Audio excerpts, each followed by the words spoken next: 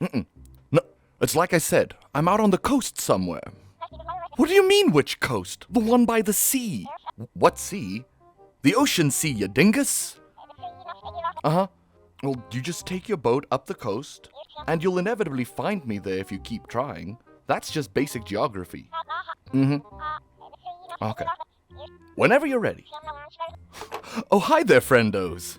Say, I have a question. What do you remember as your first spooky movie? I mean, it's been many years since my first, so I can't really remember it all that well. But I think it was either 1984's Gremlins, a story about a small town getting overrun by little monsters causing mischief, or it was 1975's Jaws, a story about a small island town getting stalked by a great white shark, and with the summer just on the horizon in Amity, and the tourists coming in, we might as well ring that dinner bell and tell old Mr. Shark that the cafeteria is open.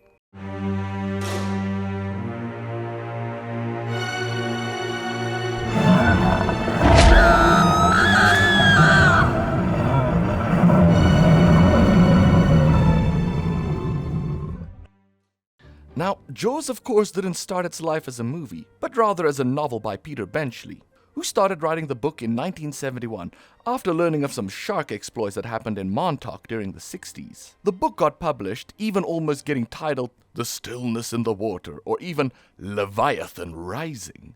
Pretty badass names if you ask me. But ultimately they went with the much shorter and punchier title Jaws. Benchley would also later contribute to the film as a screenwriter, along with Carl Gottlieb. Now, back in the 70s, Steven Spielberg wasn't the big name we know today. At just 26 years old, the director hadn't done a lot of stuff yet. But with Jaws having similar themes to his earlier made-for-TV movie, Duel, Spielberg felt he was just the right man to create this perfect monster of a film. And most people know this, but if you don't, the big gag when it comes to the movie Jaws, the star actor? No, not that one. No, not him. Not him. Or her. There we go. The animatronic shark was a major problem to film with, constantly breaking down and not working. So much so that the shark was originally going to be used more throughout the movie. But well, mechanized sharks make fools of us all. Kept failing and failing and failing and failing. All over the island through the radio mics, you could hear, The shark is not working. The shark is not working. We start off at night, the best time to start a classic tale of terror, as young people partying on the beach decide to get frisky with danger by doing a dip in the ocean. But due to some drunkenness, swimmer Chrissy here ends up alone in the water. Well, alone if you don't count sharks as people, which I don't. As point-of-view shots show us that something under the water is in for a tasty snack, and after Chrissy gets thrashed back and forth, which was achieved by attaching cables to actress Susan Baccalini that would pull her back and forth in between some pilings off-screen, which thankfully didn't hurt her, despite the rumors. Well, except maybe for that death scream? and he had her tilt her head back, and he poured water down her throat while she screamed, which is now known as waterboarding. Yes, Steve, you got a lot of splaining to do. Back in the town of Amity, filmed in Martha's Vineyard, of course, we meet the new chief of police of the island, fresh from New York City, Chief Martin Brody, played by Roy Scheider, who, after discovering Chrissy's washed-up corpse, puts her death down as shark attack, instead of the far more plausible and realistic death by 1,000 tiny crabs. Food, frighteningly. Food is hand. But with the town gearing up for the tourists that will be pouring in on the 4th of July, Brody wants to play it safe and starts closing the beaches. Beaches closed. No swimming. By order of the Amity PD. Something that local government isn't too keen on. You yell barracuda. Everybody says, huh? What? Wait. Are barracudas dangerous? One quick Google letter. Danger to humans. Attack on humans by great barracudas are rare. So dangerous, but not that dangerous. So why do we have Jaws 2, 3, and Revenge and not a Barracuda movie? Another Google letter. Oh, there is one. Barracuda, the mysterious underwater thriller. So with the beaches then remaining open, Brody stands by in case any terror unfolds. Hey, and we even find out where that other production company got their name from. Some bad hat, Harry. That's some bad hat, Harry. But young Alex Kittner here gets savaged by a shark, leaving behind only a bloody and shredded inflatable raft. Soon, a town meeting is called to discuss plans moving forward, as people don't want to close the beaches for the summer. Followed, of course, by local fisherman Quint, played by Robert Shaw, claiming that he is the man to kill this fish. $10,000 for me by myself. For that you get the head, the tail, the whole damn thing. But Brody is still a bit paranoid about what could happen to his family. I don't want him on the ocean. He's not on the ocean, he is in a boat. Yeah, I don't know, Ellen. Have a look at this book and tell us what you think now. Michael! Did you hear your father? Out of the water now! Now! Yeah, that's what I thought. Meanwhile, some local fishermen take a shot at bagging the menacing shark, using some metal chain and a hunk of meat. Ooh, and fellas, I think you might be in over your head on this one.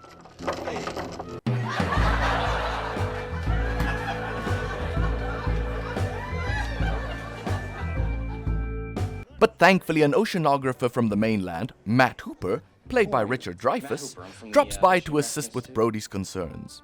Oh, for Christ's sakes, you're the guy we called. As more and more fishermen head out to try their hand at bagging the shark stalking the surrounding waters. And after the locals catch themselves a tiger shark, A what? and start celebrating, Hooper gets kinda skeptical that this is the big mouth behemoth that ate the Kipner boy. But the fact is that the bite radius on this animal is different than the wounds on the victim.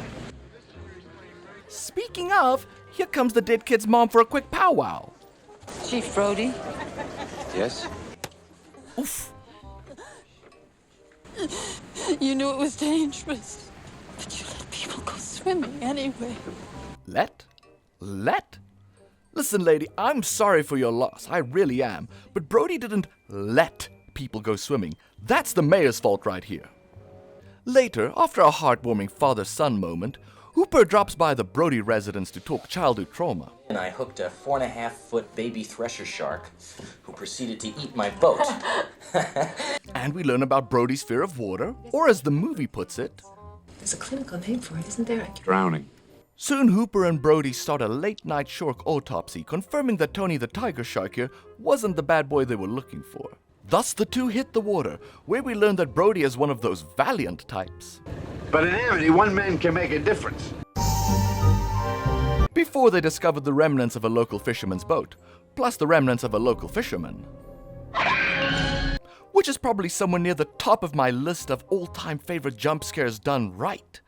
Note to self, consider making jump scares done right video in the future. And of course, the mayor doesn't really care about any of that. And what did you say the name of this shark is? It's a great white. Correction, Hooper. His name is Bruce. Well, behind the scenes, his name is Bruce. Named after Spielberg's lawyer.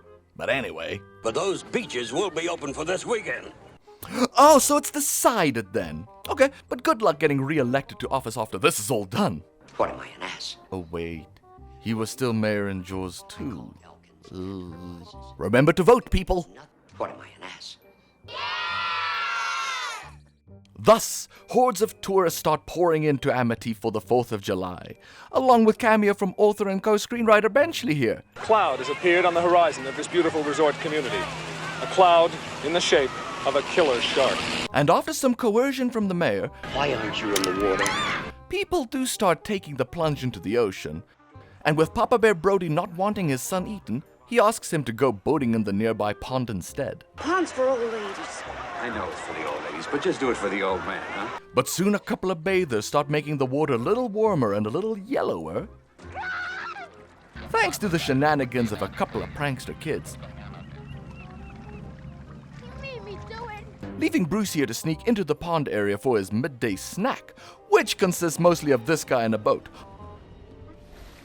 Oh, except for his leg.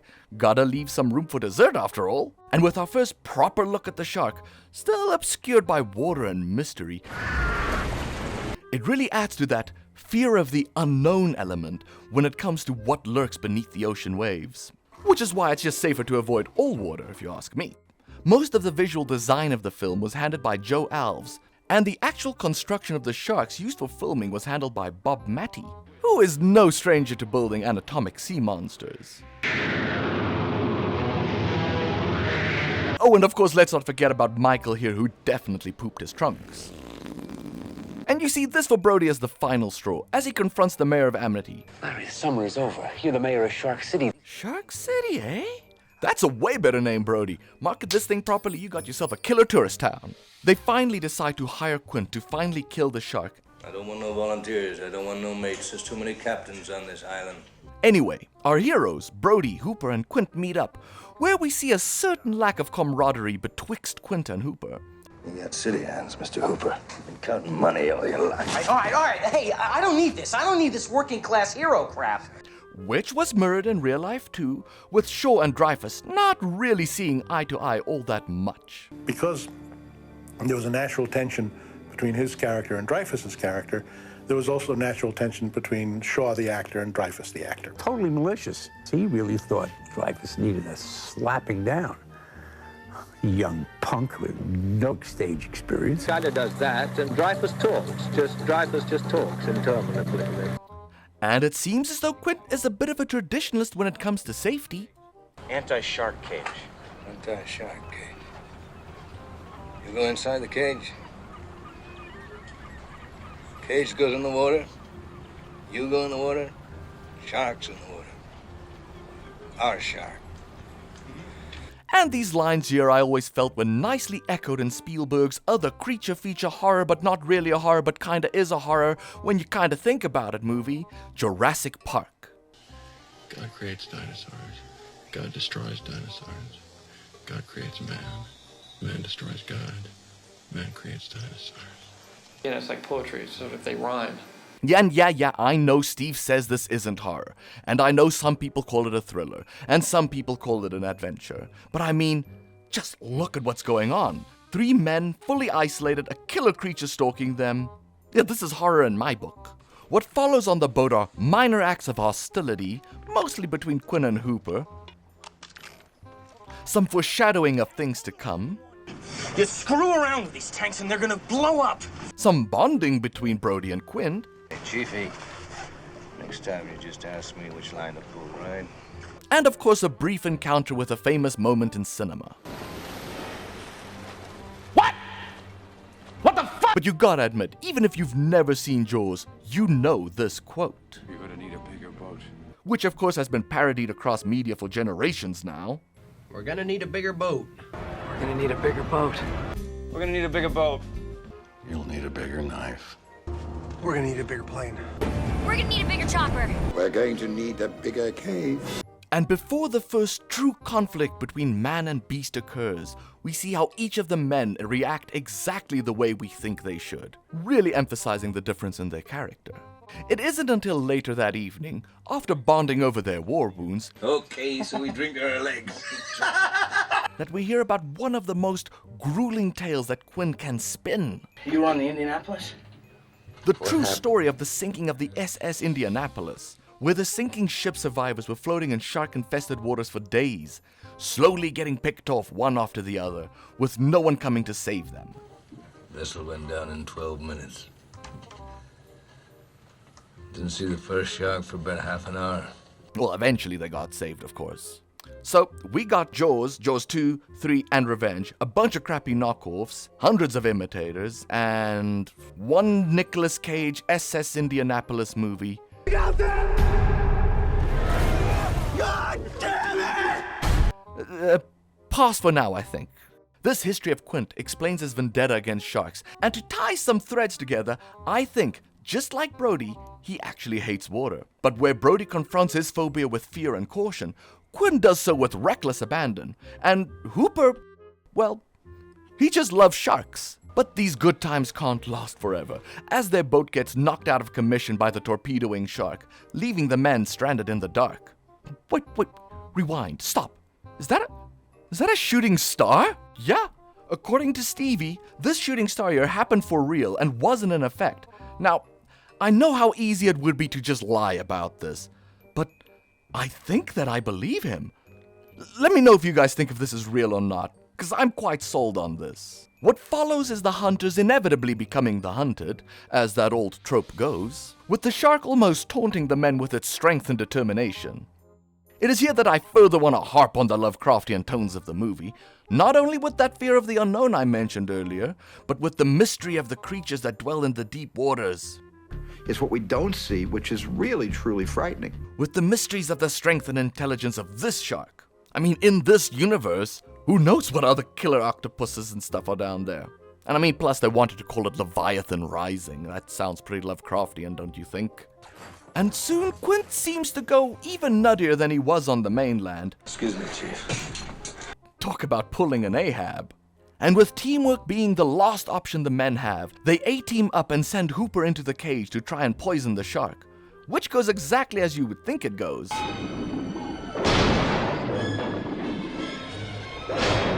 Interestingly enough, this scene here was actually meant to be Hooper's demise, but this shot of a regular-sized shark destroying a scale miniature of the shark cages was so cool and so destructive that Spielberg just wanted it in the movie.